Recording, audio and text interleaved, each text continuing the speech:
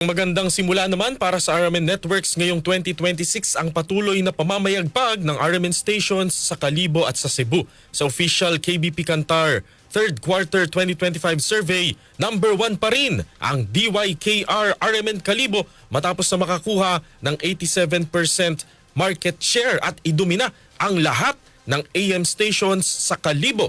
Sa fourth quarter 2025 survey naman ng KBP Kantar, back-to-back pa rin sa unang pwesto ang DYHP RMN Cebu at 93.9 IFM Cebu. Nanguna ang DYHP RMN Cebu matapos na makakuha ng 78% share sa lahat ng AM radio station at 37% market share. Tumaas naman ngayon ay nasa ikatlong pwesto na sa overall FM radio station ang 93.9 IFM Cebu. Ang pinagsamang score ng AM at FM stations ng RMN Networks ay may dominant 43% market share. Dahil sa tulong ng DYHP at IFM Cebu, ikinasa ang malaking public service programs para sa mga nasalanta ng lindol sa Bugo at Bagyong Tinyo kung saan umabot sa 5 milyong piso ang nalikom na pondo. Patunay lamang ito mga kasama ng RMN Networks ay hindi lang numero 1 sa balita, komentaryo at entertainment, kundi mas mahalaga at nangunguna pa rin sa serbisyo publiko. Pakinggan natin ang pasasalamat ni DYKR RMN Kalibo Radio Managers DT Joy Hener. We are very grateful to God Almighty for this blessing and to all our listeners who tune in, interact with us, and make us a part of their day. Ro inyong pagsalig ag suporta kamon hay naga-inspire kamon tanan nga magtrabaho pagidit mayad sa tagsa kaadlaw.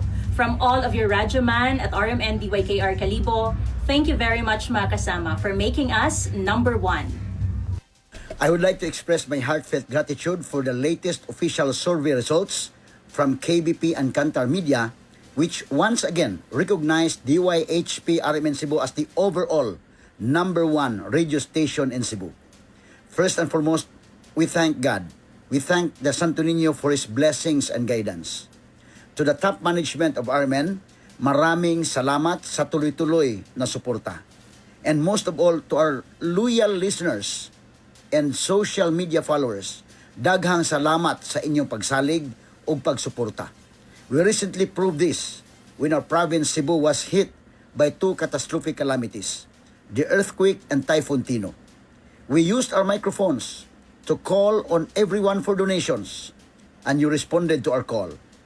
For the earthquake, we were able to collect 4.1 million pesos, and for Typhoon Tino, we gathered 3.6 million pesos on top of the in-kind donations that you generously shared with the victims.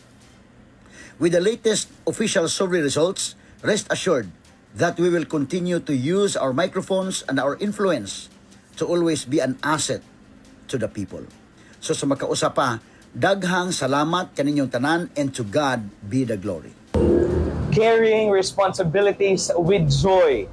I think that's one of the reasons why we continue to win, why we continue to excel and be dominant as an FM station delivering public service and news and current affairs. Maraming salamat RMN Management, Boss Eric, Boss Rico, Ma'am Erica, Sir Ike for guiding us. To my co-radio manager, salamat for all the moral support, for all the assistance, sa prayers, sa salamat kaayo kaninyong tanan. To Attorney Rufil and the DYHP team, thank you for helping IFM Cebu. And just like this year's theme in Santo Niño, we are one in public service, in news, and entertainment.